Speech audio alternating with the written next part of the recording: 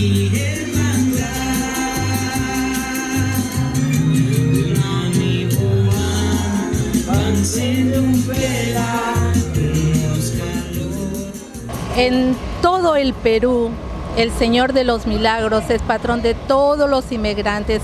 Donde haya peruanos en este mes de octubre es sinónimo de color morado y del Señor de los Milagros, nuestro Señor. Bueno, es una manifestación de fe, en español es procesión y bueno, como le repito, en el Perú todos los departamentos tienen procesión y en el mundo entero, donde hay peruanos, se preparan de esta manera que lo hemos hecho nosotros para pues hacer esta procesión. En este momento somos un grupo pequeño, pero como nuestro corazón es tan grande, vea usted los resultados, mucha gente.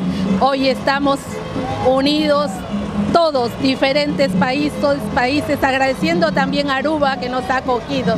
Pero esto es un acto de expresión religioso a nuestro Señor de los Milagros.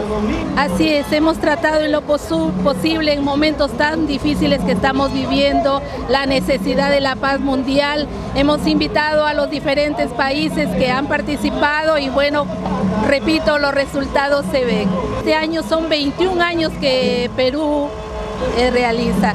Empezamos con un programa de novena desde el día 17 por 9 días terminado, que fue el día de ayer y hoy día la misa en español en la Capilla Pro Catedral San Francisco y en estos momentos que estamos en plena procesión.